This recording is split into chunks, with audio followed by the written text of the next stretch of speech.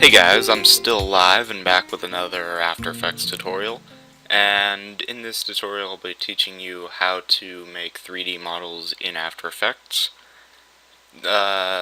Keep in mind that this is no substitute for Element 3D or any 3D modeling program, as it's extremely limited unless you have the time to cut down triangular polys and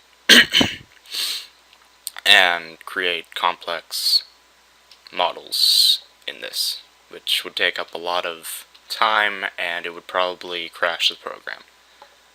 So for this, I already have some models made. I probably should have dragged them onto the timeline before starting this. But anyway, sorry, this really lags up After Effects. Let's go to quarter quality. There we go. Now, as you can see as I'm rotating the camera around this is made up of 3D shapes. And yeah, so it's basically a 3D model. Alright, so to make something like this, I'm just going to be demonstrating by building a basic cube, because this tower took... how long did it take? It took about 2 weeks for me to make it, on and off, because I was lazy.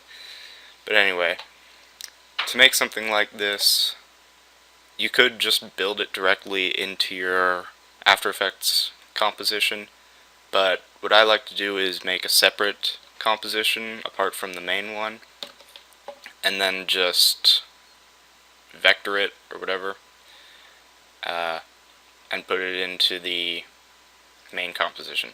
So to start, let's build a new composition. So I'm just going to call this cube. Now, come on. Sorry, I'm pressing the wrong keys because I'm too used to a different program at this point. Anyway, I got this texture map of bricks off of Google. You can make your own texture maps or download some. It doesn't really matter, just depends on what it is you're making. So to start, you're going to want to make this 3D with the 3D option right here. Now, since this is a cube, we don't really need to move this. I'm just going to zoom in and out and stuff. Oh, for this you don't need a camera. You can just go into a custom view down here. And since we have this one side of the cube, let's duplicate it. So Control D. And now let's go into a side view. So left. Now I'm going to go into the transform options of this this duplicated thing, this duplicated side, and change the orientation in the center to 90 degrees. And I'm going to go into full quality just so that this is easier to see. And then I'm going to drag this so that one of the sides of this duplicated shape is just about touching that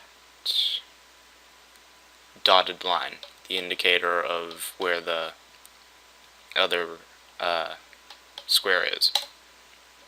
Now go back into the custom view. Oops. As you can see, it's centered, so you want to drag it to the side of this. Sorry, it's been a long time since I did a tutorial. I'm obviously not good with saying what to do anymore. But anyway, then you want to duplicate this side and drag it over here. Then you can duplicate your original side thing, and then drag it there. Now we have basically an open cube. Now, to make the top and bottom, let's go into another, doesn't really matter, front view. Duplicate any of these, and then in the transform options, change the X rotation to 90 degrees, and then drag it up here,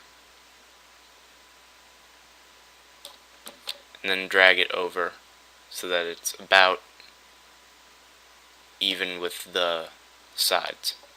And then go back into your custom view, and there you have a roof on this cube. Now you can duplicate that and drag it down,